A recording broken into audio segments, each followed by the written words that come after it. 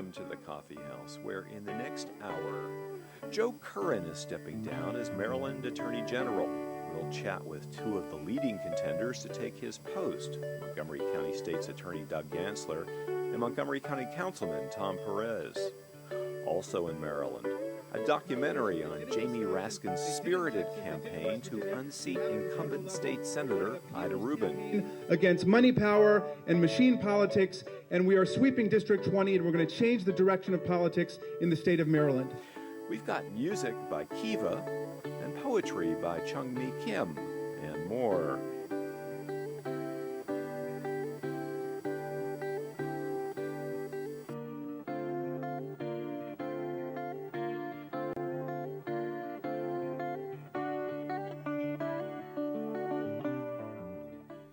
Welcome to the Coffee House. Doug Duncan announced in June that he's battling depression and quit his quest to be governor of Maryland. Politically speaking, the Duncan withdrawal was great news for Democratic frontrunner Martin O'Malley, who can now concentrate on unseating Republican Bob Ehrlich. But it wasn't great news for all of O'Malley's fellow Democrats. For one, Duncan's withdrawal also nixed the campaign of his running mate, Stu Sims, a former Baltimore State's attorney and cabinet secretary. Lucky for Sims, the Duncan announcement came prior to the filing deadline for statewide offices, so Sims scratched out lieutenant governor from his application and penned in attorney general, which caused more of a chain reaction. Until the Sims switch, there were but two heavyweights in the AG race, Doug Gansler and Tom Perez. Doug Gansler was twice elected Montgomery County State's attorney. He's a former federal prosecutor, a Yale graduate, with a law degree from the University of Virginia. Doug is married and has two sons, ages 11 and 9. Tom Perez was elected to the Montgomery County Council in 2002. He's a former U.S. Justice Department and Health and Human Services civil rights lawyer. He's a graduate of Brown, Harvard Law School, and the Kennedy School of Government. Tom is married and has three kids, ages 9, 6, and 3. We invited Stu Sims to join us, but after learning that Tom and Doug were confirmed, Sims declined the invitation, citing a scheduling conflict. So welcome Doug and Tom back to the Coffee House. Always good to be here. Let's start by thinking about who you would be replacing as Attorney General. Doug, why don't you start by rating Joe Curran on a scale of 1 to 10, 10 being the top score that you can get as an Attorney General. I don't know if you could do it that way, but I think he certainly is the model of an Attorney General in terms of what the character you want in your Attorney General and somewhat of a man of integrity. I had the opportunity to meet with him several times, and most recently a few weeks ago, and I sat across the table from him for almost an hour, and I got up from the table and felt like I'd just been sitting across one of the most decent men, a man of profound integrity and character. I think his legacy will be in the consumer protection area. I think that's sort of where he made his mark, really established that area, and that really is the bread and butter of the Attorney General office. Joe and Steve Sachs before him have a long and distinguished tradition, Mark, of what I call principled activism. Joe fought the good fight on tobacco. He has fought so many unpopular causes in which people said, you're never going to win. He has a poster in the wall of his office from his opponent in 1962, and it had 3 bullet points on it, Mark. It said, Joe Curran opposes or supports interracial marriage, supports open housing laws, supports repeal of loyalty oaths. That was a sign. What a great period piece. And he has been fighting the good fight for many years. And the Attorney General sets the ethical tone for the state. And Joe and Steve before him have really set a very high bar, as it should be. So I gather you both would give him very high ratings as an Attorney General and would hope to follow in his footsteps. Yeah. In fact, he was just recognized by the other Attorneys General throughout America with their annual award for merit. And I mean, he put 48 years of his life into public service, and I think that's certainly something that should be applauded. His office has focused on consumer protection, on seniors, on kids, and recently on the environment. If you're elected Attorney General, Tom, where will you put your emphasis? I think access to health care, Mark, is the #1 consumer issue in America. And Joe has an Assistant Attorney General that deals with health care issues, but I want to elevate the profile of that because there is so much that an Attorney General can do to expand access to health care. And it's important to understand context.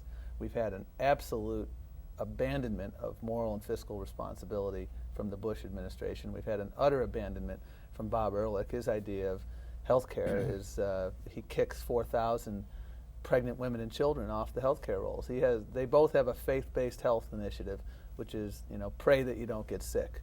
And that's no health care policy. And the Attorney General can use that office, and I want to use that office to expand access to health care by making sure that nonprofit entities like CareFirst, Blue Cross, Blue Shield behave like a nonprofit, by going after and ensuring that anti-competitive practices that affect doctors' ability to receive a fair payment for a fair day's work, that we go after those anti-competitive practices, that we lower the price of prescription drugs, doing things like I did here in Montgomery County. I think access to health care... Why don't you explain what you did in Montgomery Sure. County? In Montgomery County, we put a program in place. It hasn't been implemented because Doug Duncan decided to put it on hold, but I think that access to affordable prescription drugs is the #1 consumer issue in America. And what we did here in Montgomery County is we gave our employees, current and retired, the opportunity to purchase their maintenance medications from Canada. Mike Hatch, the Attorney General of Minnesota, has been very active in this. Other Attorneys General have been. The Bush administration tells us that there's all these dead Canadians who are taking all these horrible Canadian drugs. I grew up in Buffalo, New York. I'm still searching for the dead Canadians. And it's very, very important to use the office of the Attorney General, to use laws that are on the books, to expand laws that need to be on the books, and to use the bully pulpit to expand access to affordable health care, because there are way too many people in this state that are making the choice between food and medicine. And now with the utility fiasco with BG&E, it's now food, medicine, or turning your air conditioner or your fan on in the summertime, and nobody should have to be put into that Hobson's choice. That's just unconscionable. Doug? I think two things come to mind. I want to be the environmental attorney general. I want to clean up the Chesapeake Bay for real, not through asking people to voluntarily not pollute, but to actually prosecute polluters. And sort of as part of that law enforcement mantra where I come from, I've been a federal prosecutor for 6 years and running the office of the largest jurisdiction in the state's attorney's office these past 8. Obviously, law enforcement and public safety is very important. I want to get a RICO statute to go after the gang problem in a wholesale fashion. I want to do things on the internet, including going after sexual predators over the internet that sexually solicit our children, internet child pornography, and of course identity theft and identity fraud, particularly target our seniors. I think public safety and the environment will be my two big issues. But I think there's a panoply of issues that confront an attorney general, healthcare being one and an important one, and consumer protections another. But those would be my two areas of focus, I think, that would differ from the current situation. Let's look at the Office of Attorney General a little bit and its responsibilities. One of the most difficult things that an Attorney General faces, I would imagine, is being responsible as the attorney for both the governor and the General Assembly. And this arises in a number of situations where there are real conflicts between, especially where there's a partisan divide between the governor and the General Assembly. So, for instance, when the governor banned the reporter and the columnist for The Sun, the Attorney General was called upon to defend the governor, and did so and successfully defended the governor. And a lot of people in the General Assembly thought that's a bad idea. On the other hand, the Attorney General currently is representing the General Assembly in its battle with the governor over removal of the public service commissioners. How do you make a determination as to who you're supposed to represent, who your client is in a situation where there's a real division between the executive and the legislature, especially where there's a partisan divide? In the responsibility of the Attorney General is to the people of Maryland, to the citizens of Maryland first and foremost, and that's what the Attorney General must be, the people's lawyer. The responsibility of the Attorney General is, there is a constant tension between the fact that the Attorney General is the governor's lawyer, though the governor has his or own counsel as well as having a assistant Attorney General representing every agency and institution and board and in the state. But I think ultimately the responsibility boils down to representing the people of Maryland and enforcing the laws that are on the books from top to bottom. When I worked in the Clinton administration, we dealt with this issue frequently, and I used to tell entry-level lawyers when we were advising, for instance, at Health and Human Services, whether it was the FDA or someone else, you should always keep in mind when you have an agency that comes in to say, I want to do X, you should always assume, put an empty chair in the room, and always assume that that empty chair is a member of the public. When I was a prosecutor, I was taught that the government always wins as long as justice is done. And I think that is the mantra throughout government. And you look at the organizational chart of the Attorney General's office, and at the top of the list is the people. There will be times where you have to, in the discharge of your duties, tell your client, and I did this at HHS, and I suspect I would have to do this in the Attorney General's office. You have to tell your client, you can't do that. I'm sorry. It's illegal, or it's unconstitutional, or there's another way to get you there. And there's always that tension. And there's always the need to make sure that people recognize that, no. But this is a specific tension. This is a tension between two branches of government that you are called upon to represent at the same time. I actually think it's a healthy tension, Mark. I've been a government lawyer for basically the last 20 years, whether it was the Justice Department, the Department of Health and Human Services. I have been a government lawyer for quite a while, and I love the fact that my client is the public. Yes, there is inherent ambiguity in that role, but as a result of that ambiguity, there's no ambiguity that you are there to serve the public interest. And what is in the public interest and what is legal? Well, that requires you to exercise judgment. And I really think, whether I'm hiring a prosecutor or whether I'm voting for an attorney general, you have to look at the question of, what is this person's judgment? What is this person's common sense? And does this person recognize that you're in this business to make a difference and not make a headline? And I think those are really important things that you have to keep in mind. And yes, you're going to have tensions. There were tensions under Steve Sachs. There were tensions under Joe Curran. There will continue to be those tensions. That's inherent in the job, and I frankly think that's what makes the job dynamic and exciting. Doug, you mentioned that one of the things that you would like to see happen if you are elected Attorney General is the implementation of a RICO statute in Maryland. There's a federal RICO statute. A lot of states have RICO statutes. These are basically conspiracy statutes on steroids. What they offer are forfeiture of criminal assets, enterprise assets, and extended sentences for people involved in criminal organizations. You want to apply it to gangs.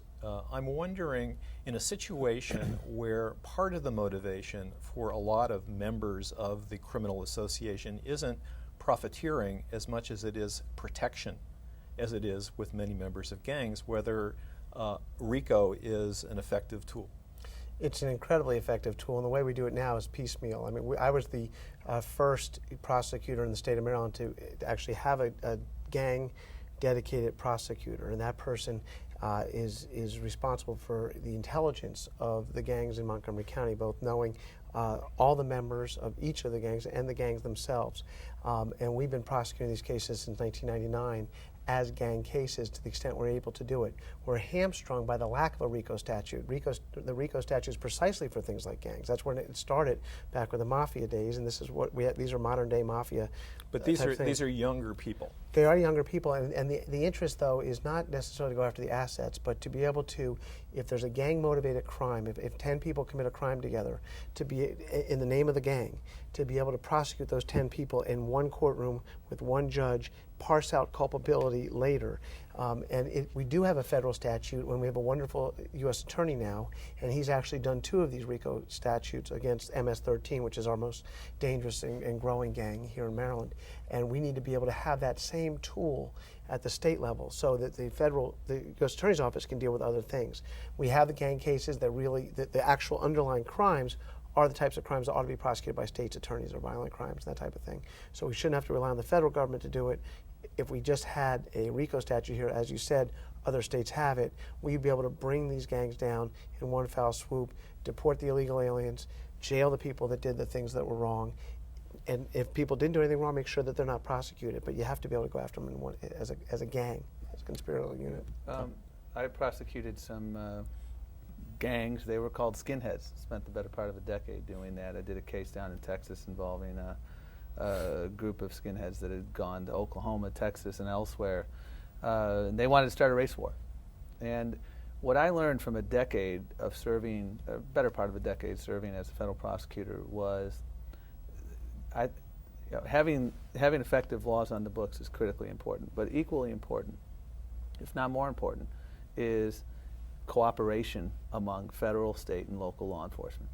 Breakdowns occur most frequently not because we don't have the laws on the books that are effective to prosecute cases, but because we have ego clashes, we have turf wars, and I mean the number of turf wars I had to mediate and moderate between whether it was the FBI and the ATF or the DEA or the Border Patrol or local law enforcement.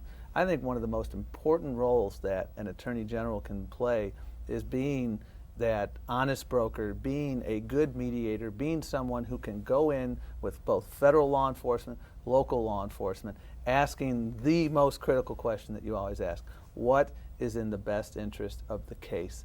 And I did a lot of cases where the answer to that question was, we prosecute it locally. And so my role was to assist local prosecutors to make sure we put all the federal investigative resources to bear to make their job easier.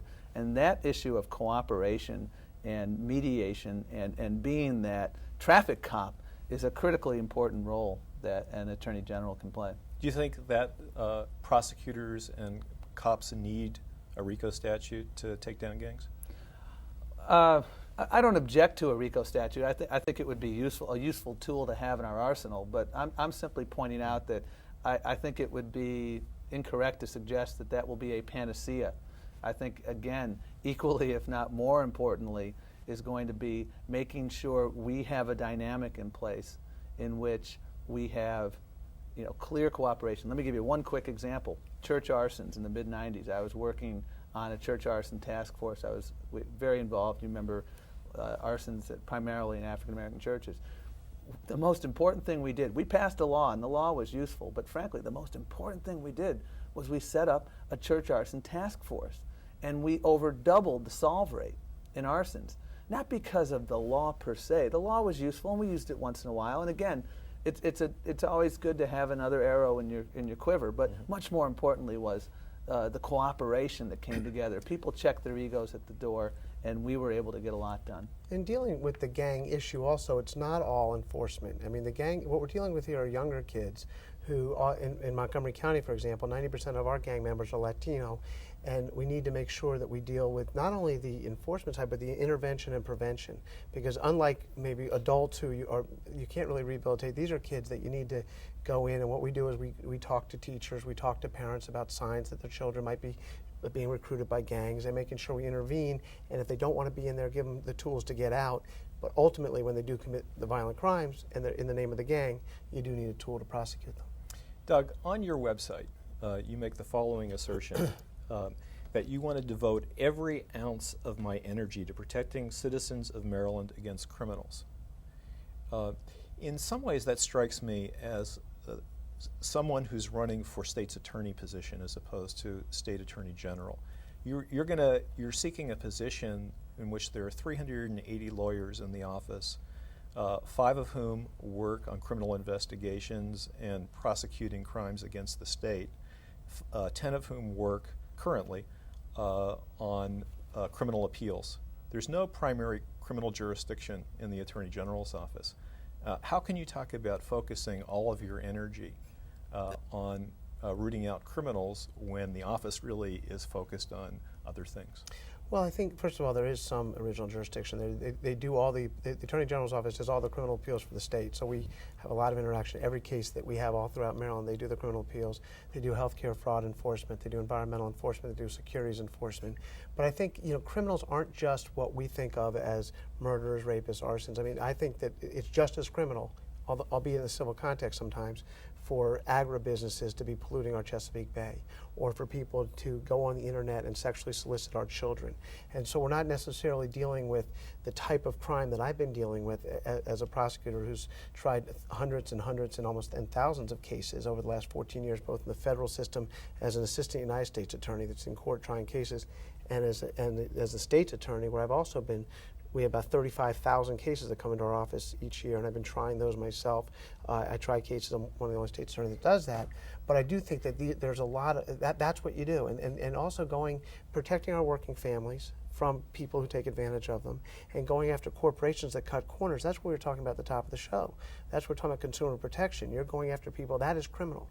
And so, but it's not always criminal. And so currently what the Attorney General's office does in consumer protection is largely mediation between businesses and consumers over business disputes.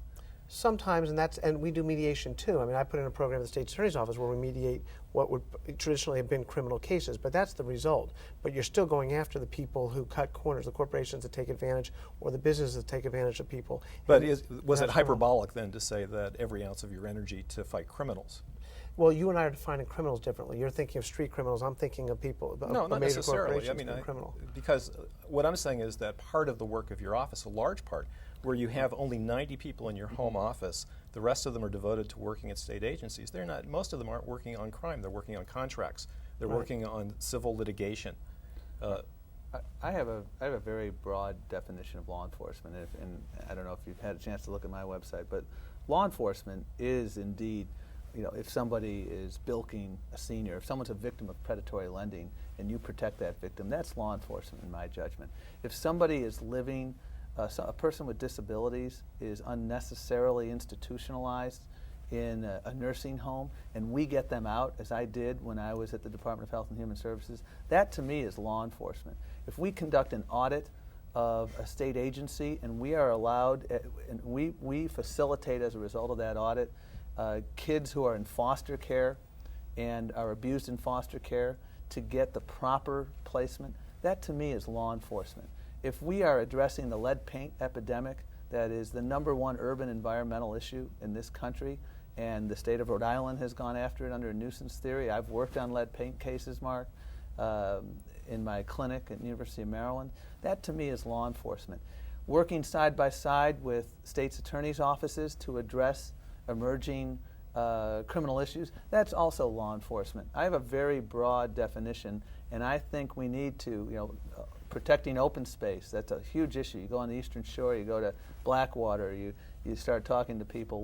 When you're enforcing stormwater management permits so that we have growth that doesn't degrade. So you're in agreement it's a semantics issue. Well, no, I'm saying that the focus for me is really, I think the challenge we have here, Mark, is that the public, many people don't understand what the role of the office is. And frankly, I think if you say that my role is going to be to put criminals away, I think that very much underdefines what the powers of the office are. And my definition of the job is I am going to engage in law enforcement. We are involved in law enforcement by enforcing, whether it's environmental laws, consumer laws. We're engaged in law enforcement when we're telling an agency you have to comply with the open meetings law, and we're engaged in a form of law enforcement when we use the bully pulpit to advocate for change when change is called for. And I think the AG should be a change agent in addition to simply a law enforcement official. You want to respond there? I mean, I agree. Okay. That's exactly what we're saying. The exact same thing, and that's what it is. You have laws on the books, whether they're dealing with agencies, the General Assembly, the governor, or affecting the people of Maryland, and the job is to enforce those laws, and not beyond that. And that's the job of the Attorney General. You've been running an office with 60 lawyers or so? 65, yeah. And Stu Sims ran an office in Baltimore with probably a few more lawyers who are in that number. Tom, what kind of managerial experience do you bring to the table in running for Attorney General? I was the director of the Office for Civil Rights for the last 2 years of Donna Shalala's administration as Secretary of Health and Human Services. That was roughly 220 employees at the time. And frankly, the reason I took the job, Mark, is it was an underperforming office. I knew that. A lot of people said, Tom, don't take the job. It might hurt your reputation. And I kind of like fixing things that need to be fixed. And the fundamental challenge there, Mark, was changing the organizational culture. That doesn't happen overnight. And it's hard to measure whether you've done it. But I think we were able to do it. We really refined our mission. We were able to get the largest increase in our budget the last year of the administration, and we really addressed morale. I was the number 2 person in the Civil Rights Division. That's an office of, I believe, at the time, something like 600 employees, and I oversaw 3 of the litigating sections that dealt with glass ceiling issues for women and minorities, dealt with criminal prosecutions, and also dealt with educational equity issues. So supervised roughly 1/3 of a 600-person division. So I enjoy the management and leadership challenges, and I enjoy making sure you address organizational culture issues. I think that's a really fulfilling part of the job. I'm going to switch subjects a little bit right here and turn to the politics of the race, if that's all right. Probably, I don't think either one of you wants to acknowledge that you got hosed by Stu Sims entering the race when he did. I'm wondering if you could both address what you think the impact of his entry into the campaign will be and how it changes your strategies in the campaign. It doesn't really change our strategy at all. I've been running a statewide campaign with a statewide organization, a statewide message. And so that really hasn't affected. We always expected there was going to be, I'm sure Tom would too, a Baltimore candidate as well. And that is unfortunate in this sense. And I think Stu Sims is a wonderful person and a bright person. But right now, if Stu Sims were to win this race, all 5 of our Democratic elected officials in the Democratic Party would be from Baltimore City, therefore ignoring the D.C. suburbs where Tom and I have been. So I think that is an unfortunate development in that sense. But in terms of the campaign strategy, it really hasn't affected our campaign at all. Tom? Yeah, I mean, I agree with Doug that we're forging full steam ahead. I did a fundraiser, frankly, at Stu's firm, and I told them all recently, I cashed the checks, fellas. Cashed them real fast. But, you know, I'll tell you what I've learned, Mark, on a campaign trail. People don't care about zip codes anymore. People care about the depth of your experience, the quality of your vision, and the content of your character. And that's what we have been talking about. My vision for the Attorney General's office, my vision of using that office, transforming it into a national incubator of innovation on healthcare and the environment, on consumer protection, on civil rights, doing that, talking about my capacity to bring people together. We've already knocked on 5,000 doors in Baltimore with the help of SEIU, one of the unions that's endorsed me. We're going around the state with all the teachers, spreading our message because the Maryland State Teachers Association has endorsed me. And so our message is full steam ahead. And you know, again, I think people are concerned much less with zip codes than with your capacity to lead and whether you're a change agent. And I think people, there's a lot of voter anger out there. And it's not, we as Democrats would be absolutely misplaced if we thought it's only anger at Bob Ehrlich and George Bush. There's a heck of a lot of anger at Bob Ehrlich and George Bush. But there's anger at the Democratic Party. And people want leaders who stand for something, who articulate a clear message. Mike Miller may have his candidate, but you know what? On September the 12th, the voters will get to choose their candidate. And this will be an election about whether people want meaningful change, whether they want new ideas, whether they want to open up State Circle, whether they want that candidate of change. And I'm confident. I want the voters to kick the tires of all the candidates, look at the quality of our experiences, the content of our character, and take a good look. Doug, last word. This is election about replacing a legend, somebody who's been there for 48 years in public service. And I think that people of Maryland really want to make sure that they have somebody who is not only has the requisite experience. I've been a lawyer here in Maryland for 17 years, but they want somebody who's going to keep them safe, who's going to protect their environment, and is going to fight for them. Somebody's innovative and has a record of being effective, actually getting things done. And I think in September 12th, we'll be okay. Many thanks to Democratic Attorney General candidates Doug Gansler and Tom Perez for joining us and sharing your views. Stu Sims declined an invitation to appear on the show. The primary election is September 12th. The general election is November 7th. I'm Mark Cohen, and this has been Coffee House Forum. Thanks.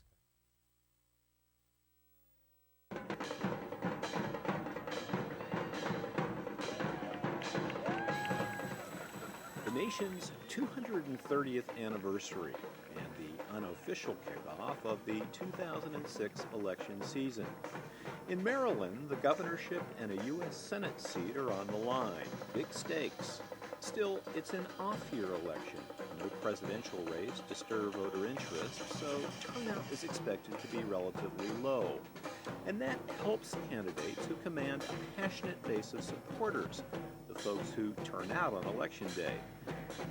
Which is in part why many observers predict a political newcomer, Jamie Raskin, will capture the District 20 Maryland Senate seat held by a 32-year member of the General Assembly, Ida Ruben, a fellow Democrat. Raskin is running as a populist. His targets are the moneyed interests out to buy political influence and entrenched power, whether Republican or Democratic.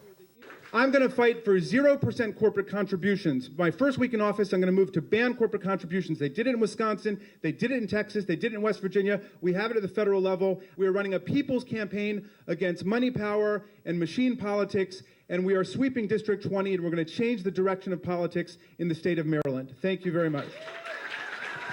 Ida Ruben has served in the Maryland Senate for 19 years. She's been the president pro tem since 2000 and is the leader of the Montgomery County Senate delegation.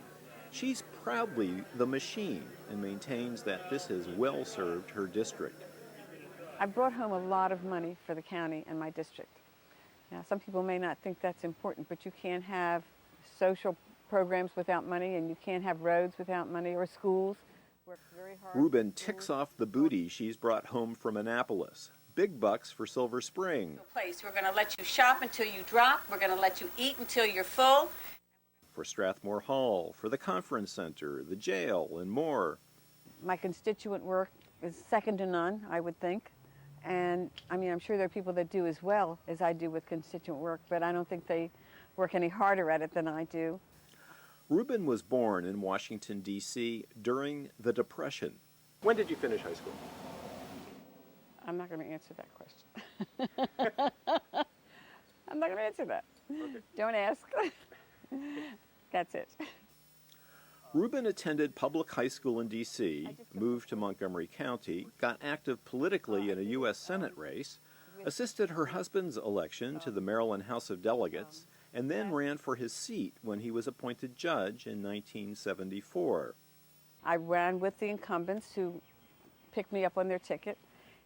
And she's remained a party-line Democrat throughout her career. When she reflects on her legislative accomplishments, Ruben cites a bill providing involuntary services to legally incompetent seniors and a law giving abused spouses police-escorted access to their homes to obtain their belongings. That was the first domestic violence act ever passed. I'm very proud of that. That was about 25 years ago. Ruben also cites transportation safety measures like requiring trucks to cover their cargo to prevent unintended dumping. You know what? There's so many other things that I've done. I don't remember what I've done. Jamie Raskin remembers some less flattering moments in Ida Ruben's Senate legislative career. But what are we getting actually from Annapolis? Well, in 1999, Enron and the big boys came to town, and they spread around millions of dollars in campaign contributions and lobby fees. The progressive state senators like Chris Van Hollen and Brian Frosch tried to stop it, and they voted no. Senator Ruben voted 7 times for energy deregulation. And what do we have today? 38% hikes here in Montgomery County, in Prince George's County. That's going to be $468 for the average working family because of energy deregulation, because we weren't smart and we didn't stand up for progressive principles, and I will do that when I am a state senator. Ruben now says her vote for energy deregulation was the worst of her career. The candidates have other differences on policy. For example, Ruben is pro-intercounty connector, Raskin is anti. But perhaps Ruben's biggest sin in Raskin's eyes is she served 32 years in office and few voters have a clue what she believes or what she does. So if you want to go back to sleep for another 4 years, vote for my opponent. If you want someone who's calling you up and telling you, we've got to work on a bill, and we got to work on legislation, and we got to lobby, and we got to caucus, and we got to organize, we got to strategize, we got to march, we got to make this happen, then I'm your guy. Vote for me for September 12th. When Raskin testified in Annapolis against a bill to make gay marriage unconstitutional, Republican Senator Nancy Jacobs objected that the Bible teaches that marriage is solely between a man and a woman. Raskin responded, Senator, with all due respect, when you took your oath of office, you placed your hand on the Bible and you swore to uphold the Constitution. You didn't put your hand on the Constitution and swear to uphold the Bible. Like Raskin, Ida Ruben supports the rights of gays to marry, but it's not an issue she's out front on. She accuses the Raskin campaign of distorting her record, of spreading rumors that she planned to retire and that she's pro-death penalty. My opponent knows that the things he's saying are not true. It looks like we've moved the incumbent a little bit, who now says that she's opposed to the death penalty. That's news to us because we have lots of statements she's made in the past saying that she's for the death penalty for a number of offenses. There have been multiple opportunities to sponsor Senator Gladden's legislation to repeal and abolish the death penalty. It's never happened. But when I'm state senator, it will happen, and we're going to get it done. And Maryland's going to be a leader in getting rid of this bizarre system. While there are real differences between the candidates on some key issues, the most telling distinctions are about who and what they represent. Ruben is the organization woman. Raskin is the change agent. I was out trying to campaign with to get some of our friends in the Green Party to switch back into the Democratic Party for the purposes of our election, because there's no Green primary or anything. And one of the guys said to me, well, don't we need a third party? I said, no, we need a second party. We need a second party to stand up to the Republican Party. Although Raskin is the insurgent and Ruben the seasoned veteran, it's Ruben who has committed the rookie errors in the campaign. When Silver Chips, the heralded student newspaper at Blair High School, endorsed Raskin, Ruben complained to a compliant school principal, which only garnered Ruben bad publicity. She dug herself into a deeper PR hole by commissioning an anonymous telephone survey characterizing one candidate as a law professor with no political experience and the other as a proponent of education with years of experience in the state legislature. I have said that the first day I get into office, I'm going to introduce a bill for 100% voter registration by requiring everybody to be registered to vote before they get out of high school and making the high schools register people to vote. Raskin, who is 43, was born and raised in Washington, D.C., the son of novelist Barbara Raskin and Marcus Raskin, a National Security Council advisor to President Kennedy and founder of a progressive think tank. Jamie Raskin attended Georgetown Day High School and is a graduate of Harvard College and Harvard Law School, where he was law review editor. He's a constitutional law professor at American University. He's married, has 3 kids in public schools, and lives in Takoma Park. As a lawyer, Raskin has represented labor unions, tenants, environmentalists, gun control, and free speech activists. He served as campaign chairman for Doug Gansler and Gansler's successful races for Montgomery County State's attorney. When we started out, when Jamie was exploring running, what we heard was, there's no way you can win. You're running against a 30-year incumbent. The machine is too strong. The interests are too entrenched. Jamie never shies away from a good fight, and so he decided to run. And as he was making that decision, what we found was that there was this enormous energy around him. Raskin was an early and vocal opponent of the Iraq War and is an outspoken critic of the Bush administration and radical right. 2005 was the hottest year on record since 2004, since 2003, since 1998, which was the hottest year in the 20th century. And the Republicans don't believe that we're facing global warming. Some of them just want to make money, and some of them think that we're all going to be saved in the rapture next year, so we don't have to worry about it. But for those of us who are in the reality-based party, we've got to take this seriously. We've got to take it seriously, and I will do it. Raskin's built a formidable campaign organization, drawing on the talents of leaders of various social movements and political and issue campaigns. Raskin campaign signs dominate the landscape in Takoma Park and East Silver Spring, overwhelming the handful of Ida Ruben signs. And we've knocked on a couple thousand doors, and I'm hoping before it's all over, we knocked on 8,000 doors. Raskin has cast his organizational net wide, drawing on his years of national advocacy for expanded voting rights and progressive causes generally. We have right here in District 20 in Silver Spring and Takoma Park the best environmental advocates, the smartest energy people, the most brilliant transportation specialists. We've got doctors and lawyers and public health specialists and people who know how to make change in the world. And guess what? Our political system doesn't involve them, it doesn't engage them, it doesn't require them to come and testify, it doesn't get them involved. Making good on a pledge to have fun in campaign events, Raskin drew upwards of 300 people to a program of readings by noted area writers and poets, despite the January blizzard. He followed that up with a Texas night featuring populist and humorist Jim Hightower. And what Jamie's doing, you can look around the room and see it, is forging those coalitions. You know, you've got labor with environmentalists and women with, you know, right on down the line. And some people say, well, Hightower, you know, the progressives, they're just too diverse. We can't get them together. It's like herding cats to try to get our side together. But you know what? Anybody who says you cannot herd cats never tried a can opener.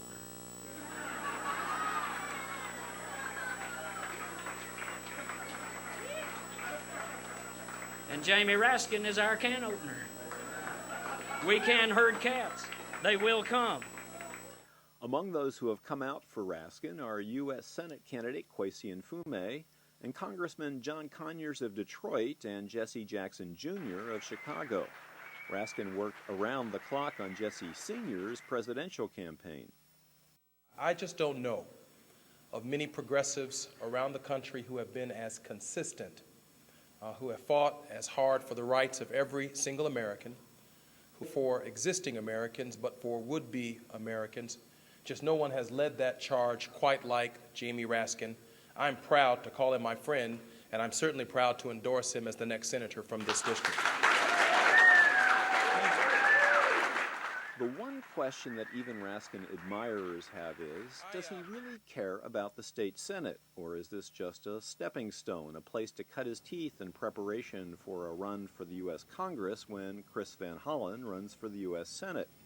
I'm not interested in being a freshman Democrat in a Republican-controlled House and a Republican-controlled Congress with a Republican president. The states are no longer just the laboratories of democracy. The states are the last refuge of democracy, and this is where we're going to rebuild the Democratic Party. This is where we're going to make progress on pre-K education and affordable college for all of our young people. So this is the job I want, and this is the job I want to do.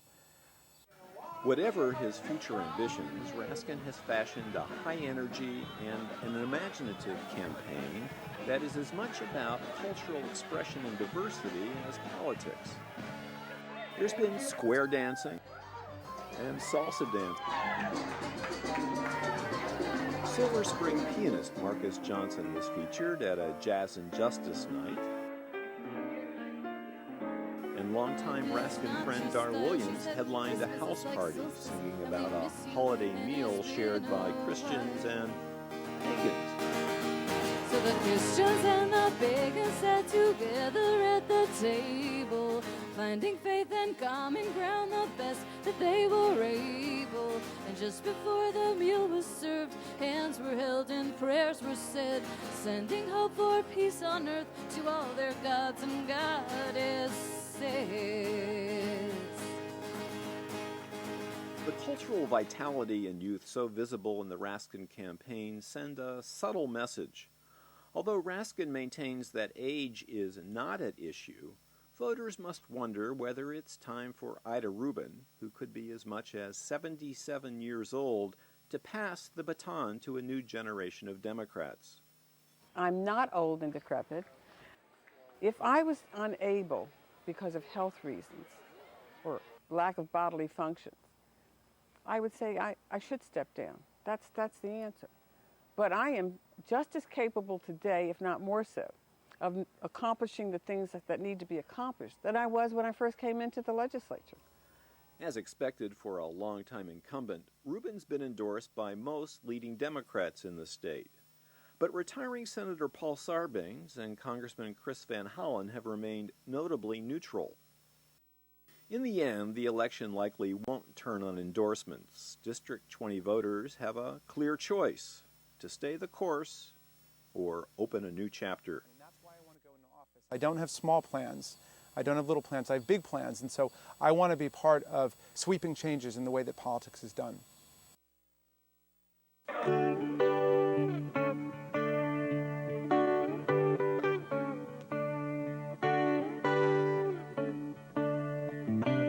Brother, 1. Brother, you left your ma, your children, and your woman back in Korea. America is no paradise, you've found out. You are silent with no rolling tongue. You are crippled with no four-wheeled legs. And you poison yourself with regrets. Cry aloud if you can. I know you won't. Instead, you hide and drown in cigarette smoke. Sorry you spilled the ash by my door yesterday. Otherwise, I would not have wept for you. 2. My brother, slouching your body lean and weary, you do not jump or sing as you used to. I took you out to my apple tree last Sunday afternoon. The sun was high behind the cloud screen. Clinging to a willowy branch, you chopped and saw the branches reaching high to the sky. Quivering like a bow against an arrow, you wore the leopard I imagined. Pour out the stifled breath of your old memories. Let it drift away to be the rainfall in the faraway forest. Mutilated, the apple tree we meant to shape stood dumb and crippled. You said you were sorry the tree might die. I said, surely the tree will survive.